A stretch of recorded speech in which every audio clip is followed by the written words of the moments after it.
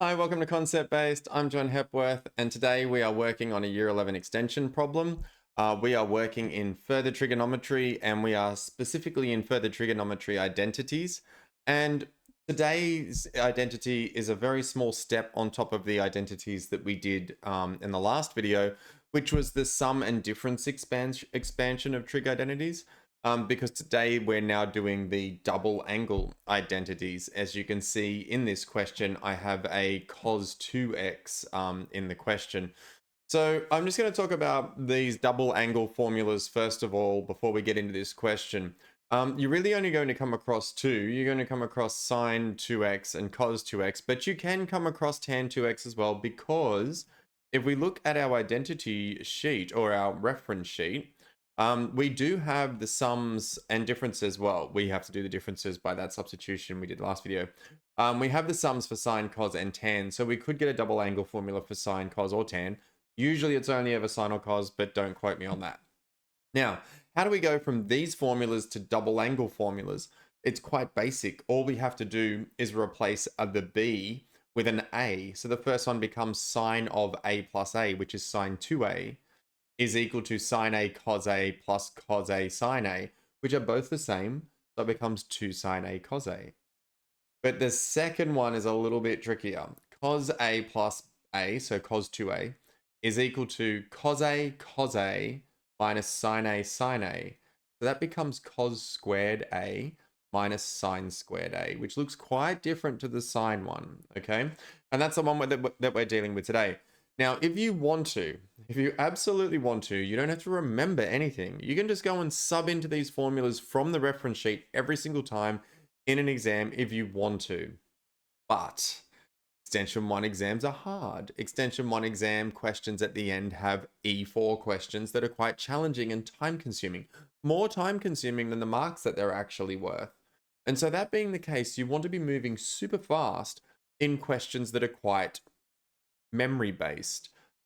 So if you can commit to memory the double angle formulas that aren't on the reference sheet, then I would highly recommend it, because the substitutions you can make can be so fast. So let's go back to our working here and look at those double angle formulas. So the two I want you to remember are sine 2x equals 2 sine x cos x. Okay. And then the other one is cos 2x equals cos squared x minus sine squared x. I know that the cos 2x one has many forms. I just remember this one, and then I substitute into that form what I need to. For example, if I needed my cos 2x to just be in terms of sine, then I would go and replace this cos squared here with sine, because I can write cos squared as 1 minus sine squared x. And then I've still got this minus sine squared x here. And I get 1 minus 2 sine squared x. So you can just remember these basic ones here, and that will allow you to derive any of the cos ones in terms of just cos only or just sine only. Again, if you are a student who struggles with memory retention, then you have it on the reference sheet. You can make substitutions of AA or XX into those equations, and they'll fall out for you each time. This is just a way of saving time. Okay, so let's look at this proof. Now, when we're doing a proof, do not rewrite the proof as your first line of working. We're going to be working on the left-hand side or the right-hand side. In this question, there's actually, it looks like there's two options. The left-hand side can be a thing, like sine squared could be rewritten as 1 minus cos squared. And on the right-hand side, we've got a double angle, cos 2x, that could be written as something. Now, the sine squared doesn't become a double angle, but the cos 2x does become a sine squared. So I'm actually going to focus on changing the cos 2x. So what I just said there is critical. Students don't always know which side to attack or how to attack them. You're trying to make one side look like the other side. So can I make sine squared x look like cos 2x? I can, but it's hard. Can I make cos 2x have a sine squared x in it? I can. So I'm going to do that.